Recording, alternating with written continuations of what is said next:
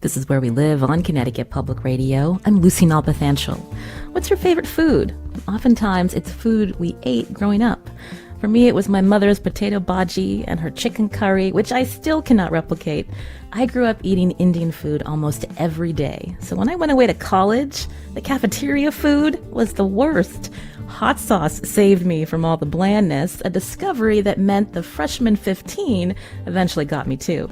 Now fast forward 20 years and my diet is mostly westernized, but the food I enjoy eating the most is the food my parents once prepared, my connection to a culture I know as a second-generation American. Now, South Asians make up 23% of the world's population, and among us is a startling statistic. Researchers say South Asians have an increased chance of developing cardiovascular disease and diabetes. In fact, 6 out of 10 cardiovascular disease patients around the world are of South Asian descent. 6 out of 10. That's according to the MASALA study. What's the cause? Is it the food we eat, genetics, social determinants, or several factors? Today, Where We Live, we learn about the research focused on South Asians living in America. Coming up, we talk to a co-investigator at the MASALA study. Since 2010, the study has followed participants' blood pressure, insulin resistance, and other measures to understand diabetes and cardiovascular risk among this group. And coming up later, we hear from a food studies scholar at NYU and talk to a Connecticut dietitian. You can join us too, 888-720-9677. That's 888-720-WNPR. Share a comment on our Facebook page or find us on Twitter at Where We Live. Joining us first on Zoom is Dr. Nilesh Shah, a cardiologist and faculty at Northwestern University's Feinberg School of Medicine and co-investigator at the MASALA study. Dr. Shah, welcome to our show. Thank you for having me. Now, tell us what the MASALA study stands for. And when we think about the word masala, that word means spice mixture. That's right. So the MASALA study, which stands for the Mediators of Atherosclerosis in South Asians Living in America study, is a community cohort of South Asian adults who are primarily first-generation immigrants that was started, as you said, in 2010 and have been followed since then. Now, atherosclerosis, can you define that for us? Sure. So atherosclerosis is the process of the development of plaques in the arteries of the body. We most commonly think about it as it pertains to plaques and blockages developing in the heart arteries, but this can be anywhere in the body. I had referenced that 60% of the world's heart disease patients are South Asians, and South Asians also have the highest death rate from heart disease in the U.S. compared to other ethnic groups. And so tell us about how you got involved and what's behind this startling statistic. So my involvement in this space and work really started from an early age and seeing what was going on in my community. I grew up in the South Asian community of Chicago, and as I went from childhood through adolescence into young adulthood, I would hear more and more stories of people in my family and people in our community experiencing heart disease and heart disease-related events, people who needed to go to the hospital and get surgery for heart disease, and it just became more and more common. And so as I decided that I wanted to train in medicine, this became a particular area of interest of mine because I reflected on what my experience was growing up in my own family. And some of the statistics that you've mentioned, they are indeed startling, and some more that continue to really motivate me is that the South Asian community tends to experience not only more heart disease at a higher proportion than other communities, but at younger ages too. On average, heart disease starts to appear about 10 years earlier in people of South Asian descent compared with other groups. And this really prompted me to try to understand why and what we can do about it. So the bulk of the available information we have about heart disease in the South Asian community really comes from larger population-based research studies with an increasing number of increasing focus on more specific communities in the diaspora, in the UK and the US, but also a growing research effort in South Asian countries themselves. This evidence suggests that a large bulk of this excess risk for heart disease that is experienced by people who are South Asian can be attributed to the usual risk factors we think about for heart disease, things like diabetes and poorer quality diets, not getting enough physical activity, and high blood pressure. But then there's also some component that's not fully explained by some of these traditional risk factors, and that is an active area of study. I don't know that we've completely understood exactly what those factors are, but their hypothesis is that it's a combination of things like social determinants of health, and another active area of study is whether there is a genetic component or not. It's not exactly clear whether the answer to that is yes or no, but it is something that is actively being investigated by several groups. Now, when we think about risk, you'd mentioned, diet can be a risk factor. But I wonder if you can talk about, even when we think about weight and body mass index or BMI, and what this 12-year study has found related to BMI and indicators among South Asians of who are at risk of cardiovascular disease. What can you tell us? So, body composition, body weight, and BMI are important considerations when thinking about what are the risk factors for heart disease and heart-related complications. And here in the US, we often encounter a standard categorization of BMI to identify an individual as being normal weight or perhaps being overweight, or a medical categorization of obese. And the information we've learned from the MASALA study and other work suggests that people who are South Asian tend to have a higher risk for developing heart disease related risk factors related to body weight and body composition at lower BMIs. And so, for example, the standard categorization for a BMI in which somebody would potentially be labeled overweight starts at a BMI of 25 kilograms per meter squared. And what we've learned is that that inflection point, that point where we start to see increased risk, may be lower for individuals who are South Asian, perhaps somewhere around 23 kilograms per meter squared. That is another area of active investigation, what exactly that threshold or cut point might optimally be. And it may be different for different South Asian populations based on the context in which individuals live. But the bottom line is that the epidemiology suggests that the risk for heart disease and the risk for heart disease related risk factors like diabetes and high blood pressure, which are related to body weight and composition, starts at a lower BMI in South Asian individuals. And in parallel to that, there is this phenotype or this characteristic of South Asian individuals that tends to be seen more often, which is this pattern of people who would be considered normal weight but are metabolically abnormal. So have things like diabetes or high triglycerides, which are all factors that are related to heart health and are traditionally thought of being related to body composition that is suboptimal, like being overweight or being obese. But those factors tend to emerge even among normal weight in individuals who are South Asian. That's an important finding, as you mentioned. It's still ongoing, but when we think about, if a doctor is seeing someone who's of South Asian descent and they have a normal weight, thinking that, they may not be at risk for a particular disease, but there are other factors at play, and that's why it's important to learn more about the foods that someone's eating and other risk factors. Dr. Shah?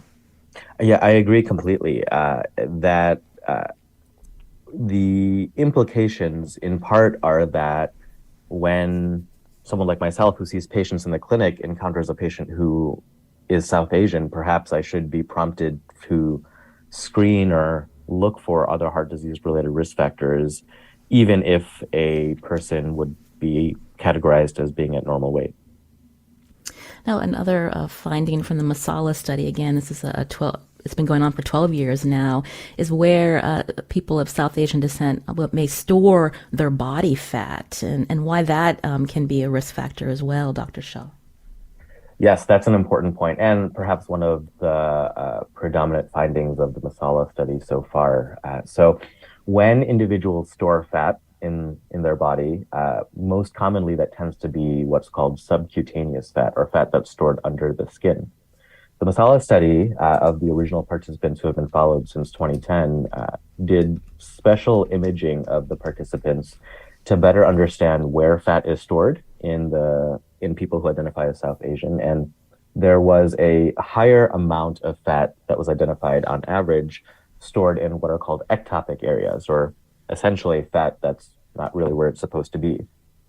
And the areas that stood out in the participants who are South Asian tended to be fat that was visceral, so fat that surrounded the organs, particularly in the abdomen, as well as fat that was building up in the liver. And there is now, over the last few years, increasing evidence that this kind of ectopic fat or visceral fat that's stored around the organs, stored in the liver, is particularly contributory to the development of metabolic abnormalities like diabetes, and contributes to the development of atherosclerosis and heart disease risk. And so the why is still an ongoing question. Why does this tend to occur in individuals who are South Asian, perhaps more than other groups? We don't yet have an answer to that, but it does help us better understand why this population may experience the excess risk. Now, I understand that today, as we're learning about the MASALA study with Dr. Nilesh Shah, cardiologist and faculty at Northwestern University, co-investigator of the 12-year MASALA study, I understand, Dr. Shah, that this study is now expanding to include second-generation South Asians, and also looking to expand, when we talk about South Asians, not just focusing on Indians, but also Pakistani and Bangladeshi Americans. Tell us more. That's exactly right. So the MASALA program, just to take a step back, the MASALA program started in 2010, led by Dr. Alka Kanaya at the University of California in San Francisco and Dr. Namrata Kandula here at Northwestern. Started as a cohort of primarily first-generation South Asian Americans. And the original enrollment in the program, most individuals identified as being Indian. The first cohort of MASALA participants were enrolled from about 2010 to 2013. And then individuals came back for a second visit about 2016 to 2018, and are now coming back for their third visit through about 2024. And the focus right now in this third visit is to better understand the changes in heart structure and blood vessel health or vascular health that may occur over time in individuals who are South Asian. But as the study proceeded, there was increasing recognition of a couple of things. First, as you said, there is a growing population of second-generation South Asians.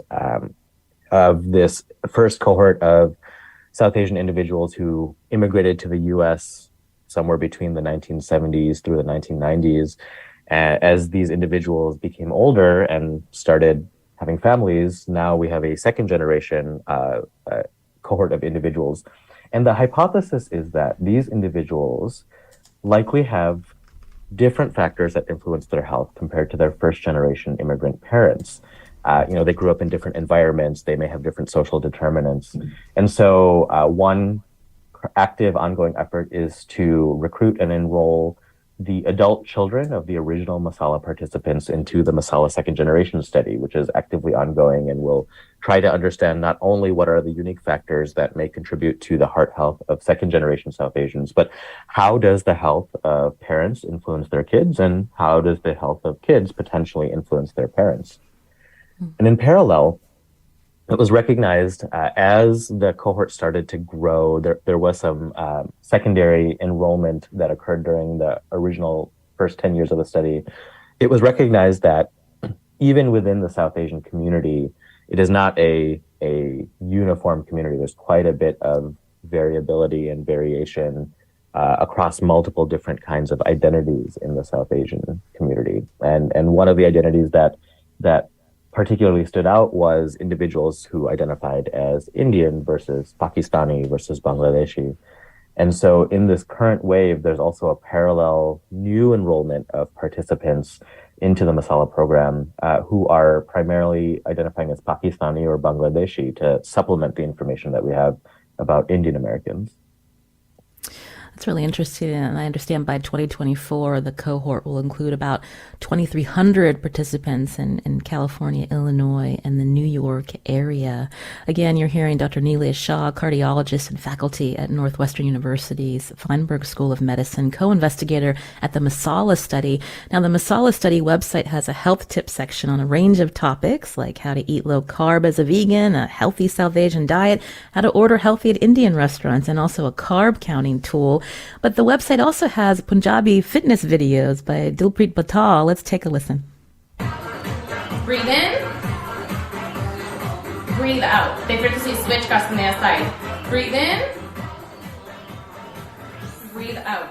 And the link to that MASALA study website is on our website, ctpublic.org/where we live. Coming up, we'll continue talking with Dr. Shah and hear from a food studies scholar at NYU.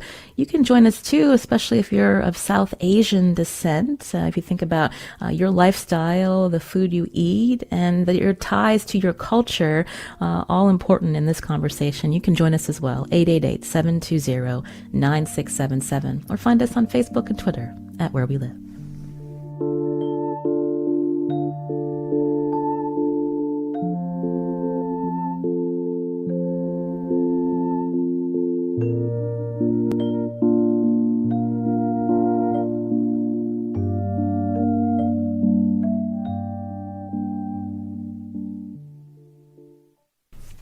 You're listening to Where We Live on Connecticut Public Radio. I'm Lucy Nalpathanchel. Today we're learning about the MASALA study. It started in 2010 to better understand why people of South Asian ancestry living in the U.S. have higher cardiovascular disease risk compared to other racial and ethnic groups. With us is study co-investigator Dr. Neela Shah, cardiologist and faculty at Northwestern School of Medicine. Now, diet can be a risk factor for heart disease, but avoiding certain foods is easier said than done. There's a connection to what we prepare for ourselves and for our families, because food can be an important part of our culture. My next guest is a food studies scholar who wrote a book about the relationship between food and identity among working class Hindu Bengali Americans. Krishnendu Ray is professor of food and nutrition studies at New York University, also author of the book, The Migrant's Table, Meals and Memories in Bengali American Households. And Krishnendu is also a former faculty member at the Culinary Institute of America. Krishnendu, welcome to our show. Thanks a lot, Lucy. Our listeners can join as well, 888-720-9677, or find us on Facebook and Twitter at Where We Live. Krishnendu, I'm wondering if you can tell us a little bit about your book and how you looked into the changing food habits of Bengali immigrants to the U.S. Yeah, so it's a book based on a survey of 126 households who are mostly what Dr. Shah was talking about, first generation Bengali Americans. And they mostly came between the 1960s, specifically 1970s into the 1990s.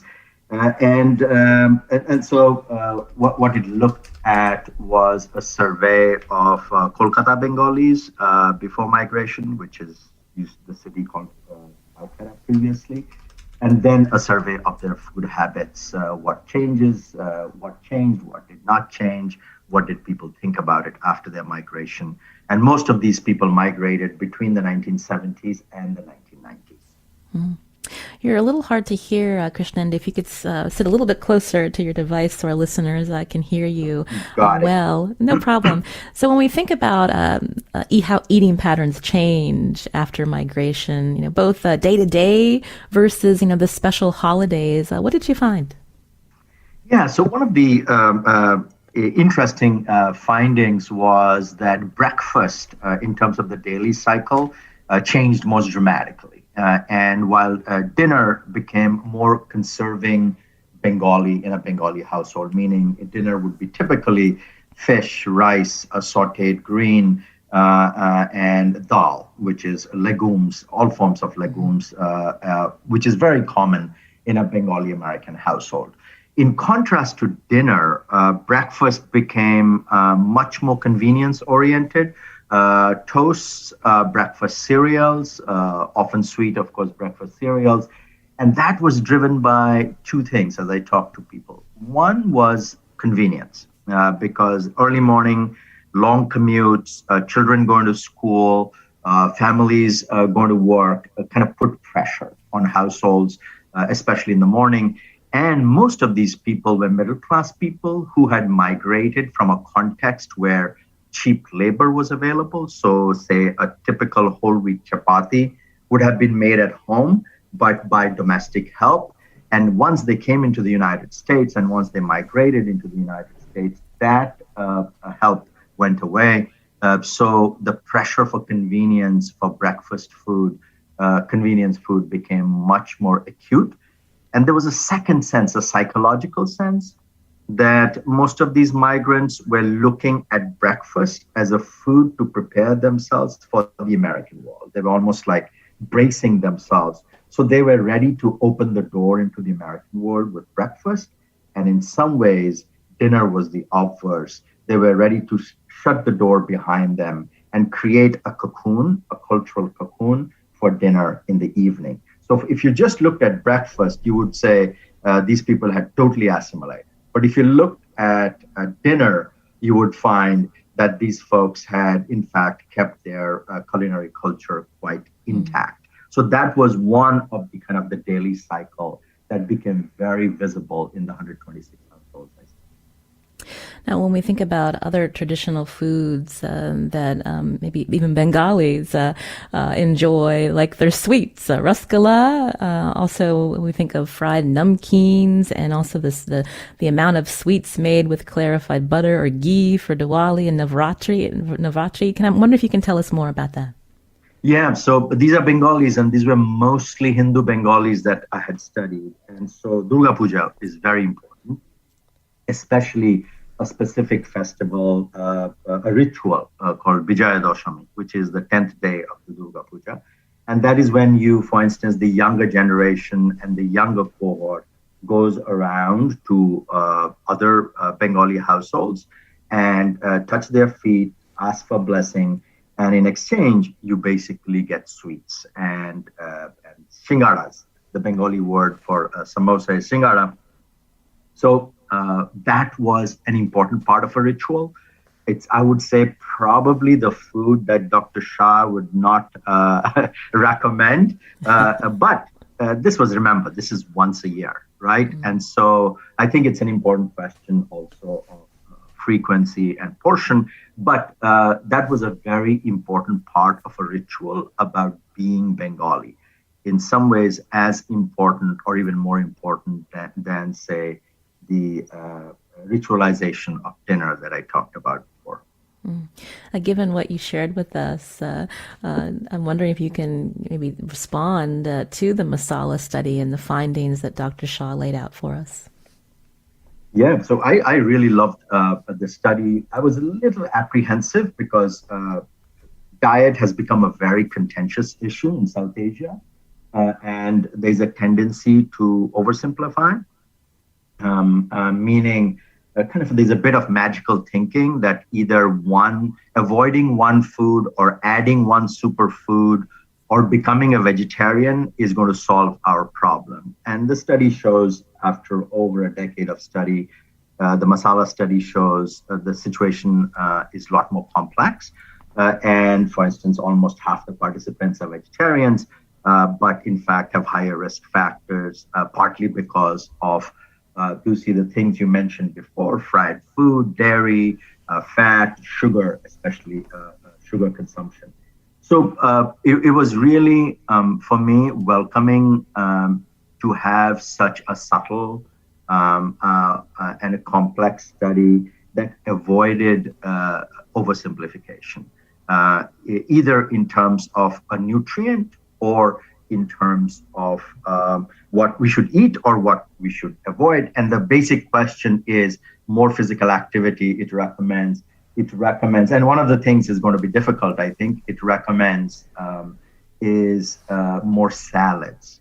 I'll give an example why salads, even for Indian vegetarians, is a complicated thing. And that's where culture matters. My mother has been a vegetarian for the last 40 years. And she has never had a salad. And partly because Indian notions of cooked food is that salad does not count in the cooked food category. And because she has lived in Balasore in Odisha, a coastal Indian state, and now she lives in Delhi. In India, it is probably protective not to have salads, partly because of contamination of water and produce. So sociologists have studied who study food. Like there's a group, Alan Ward's group in Manchester University. They argue that food is more habitual than available to consciousness and conscious change. They call it kind of a more practice oriented.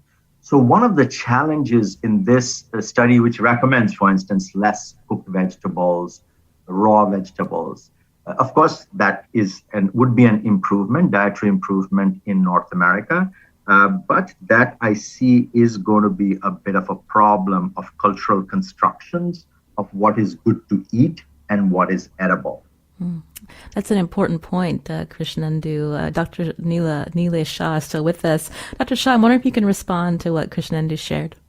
Absolutely. Well, first, Professor Ray, I want to say that I completely agree that sometimes I think people look for simple solutions that aren't always so simple if you start digging into them. And I think that that's one of the benefits of how the MASALA program has addressed dietary pattern. But you're absolutely correct. It's not as simple as telling somebody to eat more fruits and vegetables.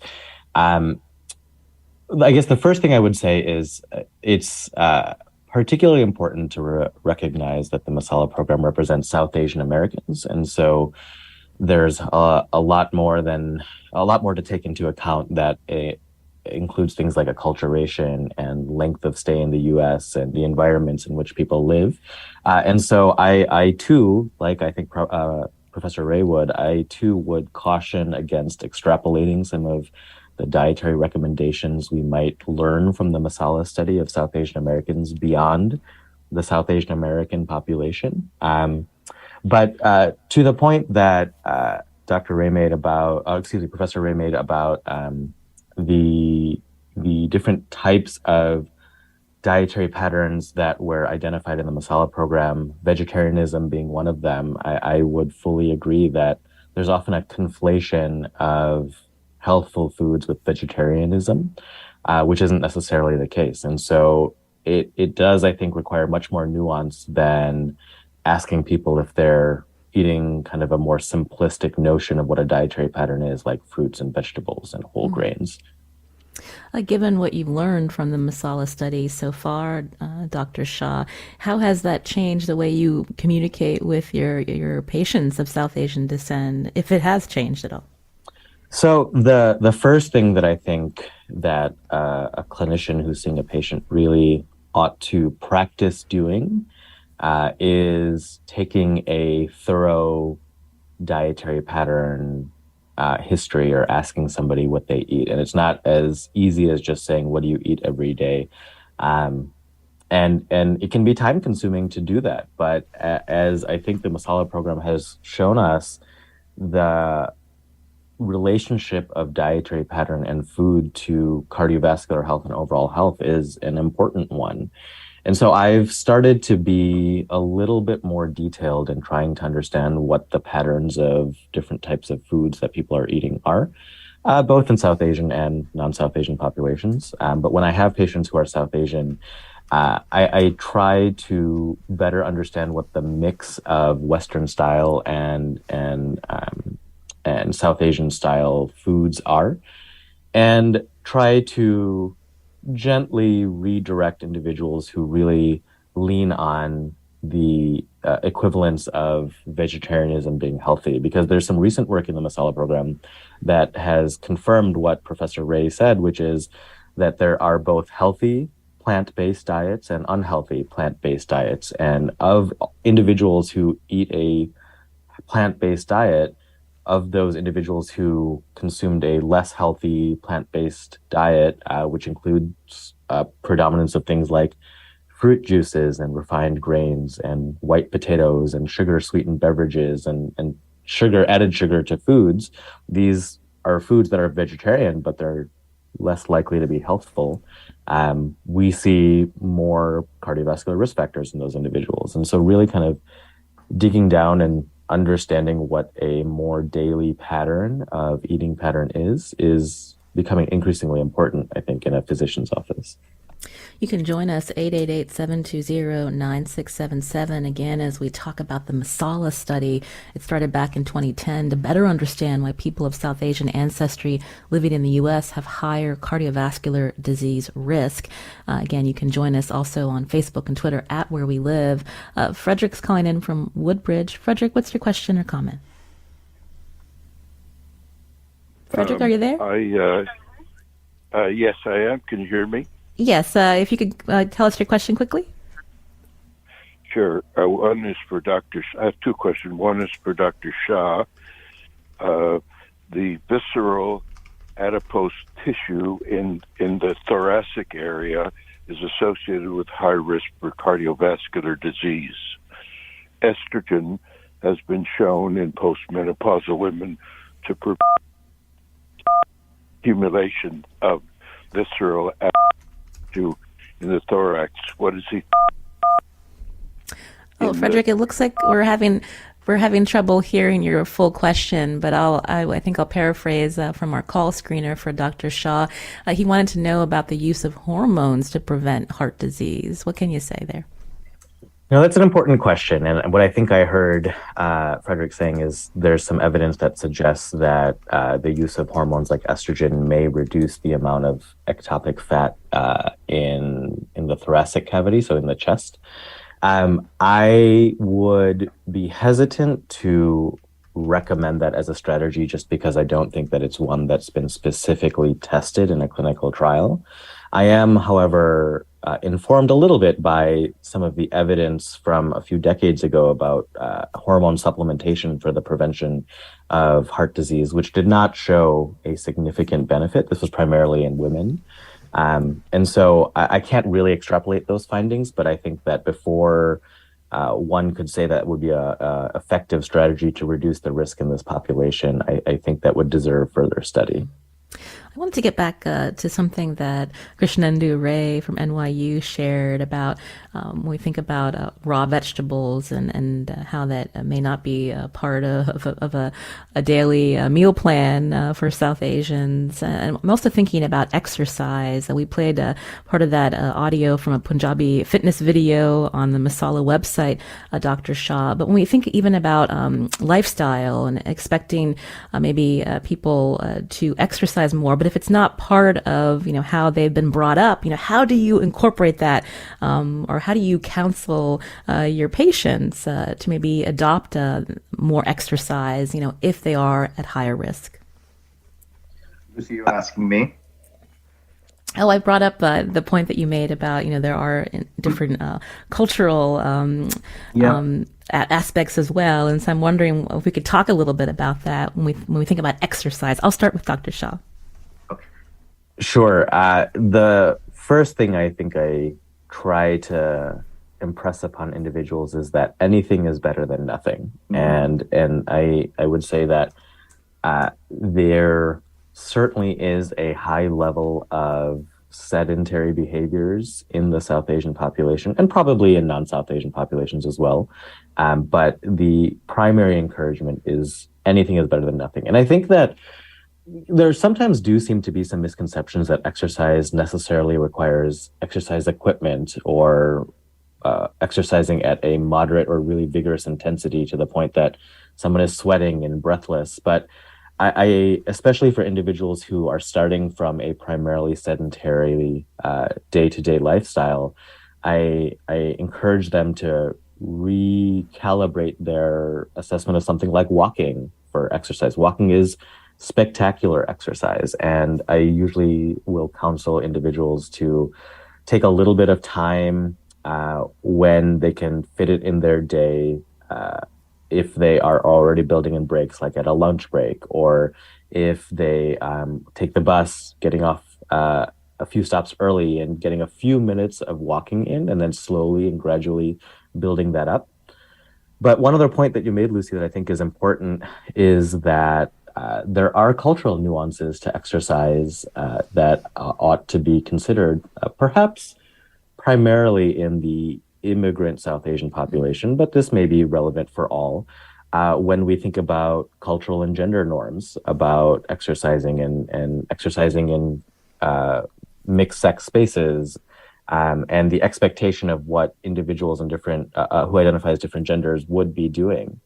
And I think it's kind of incumbent upon us as clinicians and when I'm thinking about people who work in public health to help create spaces that would be safe and favorable and culturally appropriate for people to exercise. So the level of physical activity as measured in the MASALA study is relatively low. And so there's certainly room for improvement. And the task, I think, is not only encouraging graduated increases in physical activity, but also identifying culturally adapted strategies or culturally tailored strategies that would align with somebody's conceptualization of the norms in their community of what's appropriate for activity.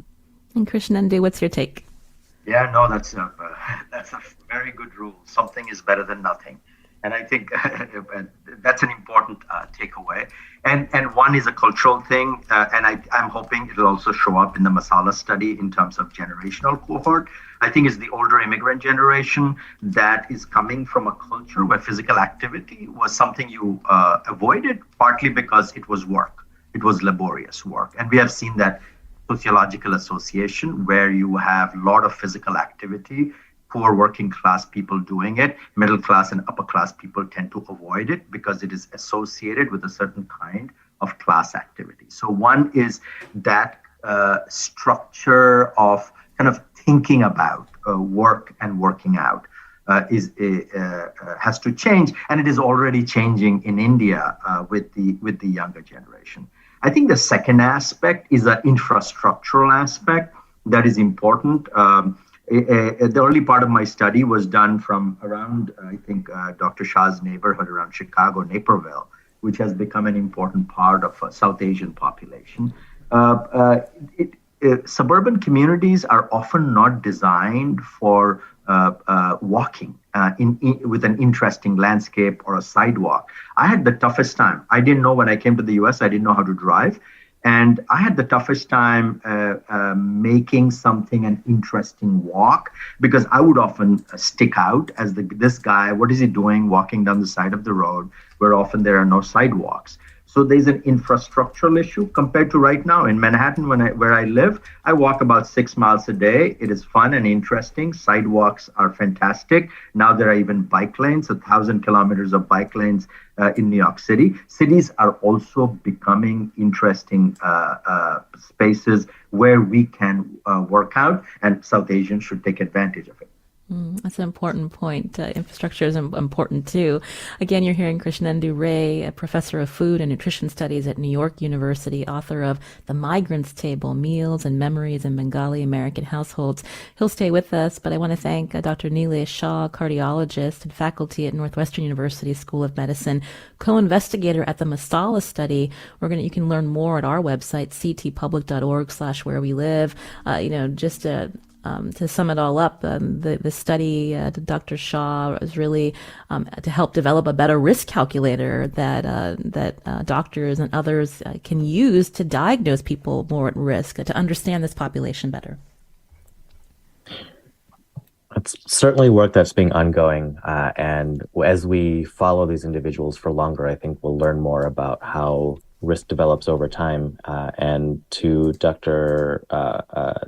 Professor Ray's point, I think there's a lot left to be learned across generations as well. So we're certainly excited for what we'll learn. Well, thank you so much for your time, Dr. Shah. You're listening to Where We Live on Connecticut Public Radio. Coming up after the break, we talk to a Connecticut dietitian about the conversations she has with South Asian clients about diet and health. You can join us too. Find us on Facebook and Twitter at Where We Live.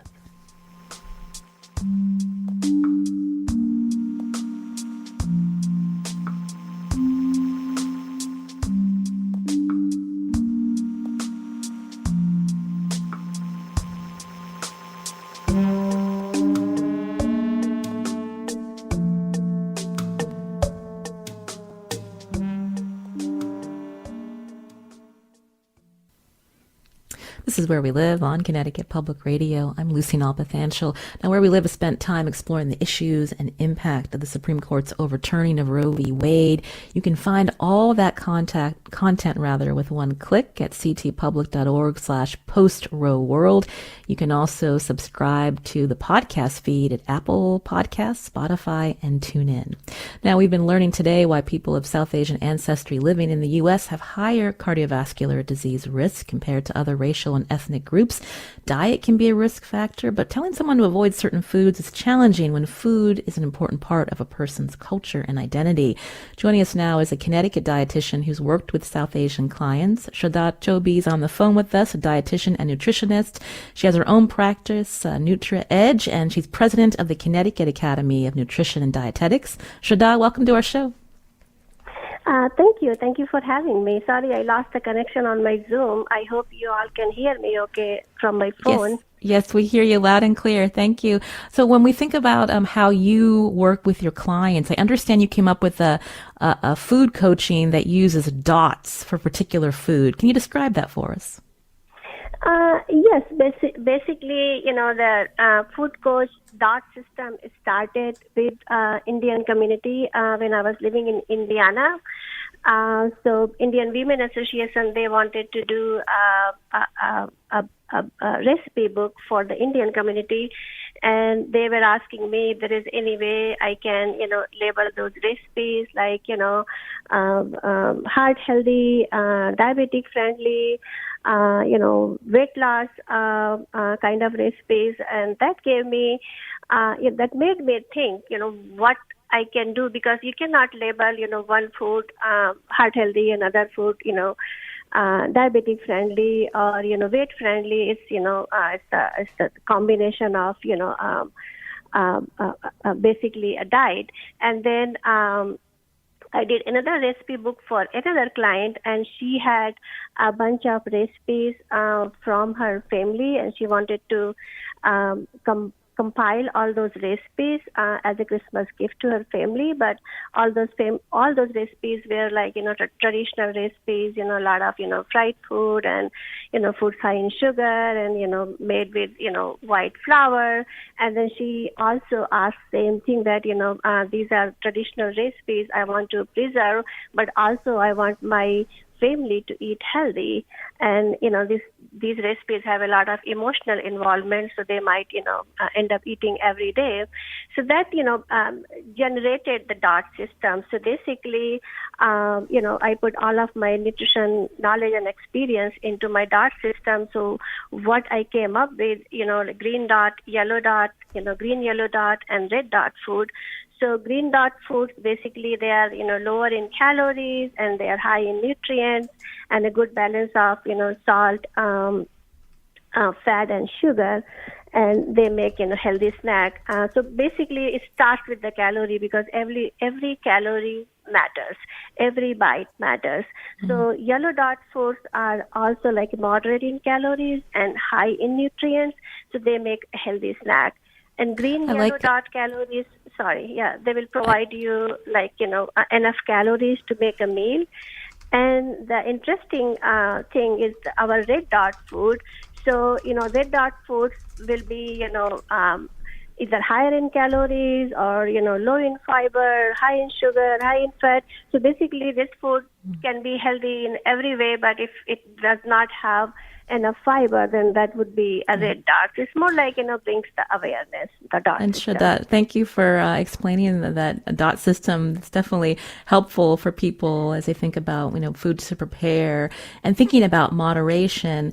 But also, I think it's important to say, not all of the food that South Asians eat is considered unhealthy, but the important part is thinking about ways to maybe change up how something is prepared or to eat it in moderation, because as you mentioned and our other guests mentioned, that connection to food and culture is important. Absolutely. So basically, what I tell to my, Asian, not only Asian clients, to, all the clients. So there are three enemies of your health: is salt, sugar, and fat. No matter what culture you are in, you need to watch these three ingredients, so we need salt, yes, we need sugar, and also we need fat, but it has to be in moderation. And then it's very difficult to explain, like how many percent of calories should come from fat, or how much carb you can have, because it becomes very complicated and very intense. So for that reason, I created this dot system. The dot system will tell you, based on the calories you are getting from that food, how much sugar and how much salt and how much fat is a healthy range in there. So my vision when I started this system, it's still in very preliminary stage. A lot of more work needs to be done. But my vision was, in the grocery store, everywhere in every box you should have a dot. Red dot does not mean that it's unhealthy food you need to avoid, but it will bring you. It will make people aware, like, hey, it's a red dot because it's low in fiber, or low in, high in sugar, or high in salt, things like that. And Because thank you for eating out describing is that, not- Shraddha. Krishnendu Ray is still with us from NYU. I mentioned, I believe you're a Bengali, and so I'm wondering if you can just share with us some of your favorite foods to end the show, Krishnendu. Yeah, I think one common thing is most Indian communities, and here I would extend it South Asian communities. There's a phrase, Hindustani phrase, which says, "Kose kose par pani badale chare kose par pani," which is every 2 miles the water changes, every 4 the language. And I think wherever there's a language, it's a geography, and it's also availability of local foods. And so South Asians have a rich repertoire of sautéed greens, greens cooked lightly, say in Bengali specifically. There's a jhal recipe which has fresh ground mustard, and you can add any greens to it and all kinds of vegetable. So I love kind of a chachori, which has various kinds of greens, pumpkins in it, squashes, a little bit of potato too, and then finished with mustard, kind of a chalk, and with pachparon. Pachparon is a Bengali 5-spice that has things like fennel in it, and cumin, etc. So there's a rich repertoire all over South Asia of very interesting and good cooked greens, which are already there in our repertoire and contributes to a potentially very healthy diet. Well, it's been a pleasure to hear from you. And I can't wait to read your book. Again, Krishnendu Ray, he's a professor of food and nutrition studies at NYU, wrote The Migrants Table, Meals and Memories in Bengali American Households. I understand there's some recipes in there too, Krishnendu. Thank you for your time. I really appreciate it. And also thanks to Shraddha Chobi, who's a dietitian and nutritionist, her practice NutriPledge, and president of the Connecticut Academy of Nutrition and Dietetics, for joining us here on the show. We thank you for your time as well. I'm Lucy Nalpathanchil. Today's show produced by Sujata Srinivasan with help from our talk show intern, Mira Raju. Our technical director is Kat Pastor. We're back tomorrow talking about Airbnbs. We hope you join us.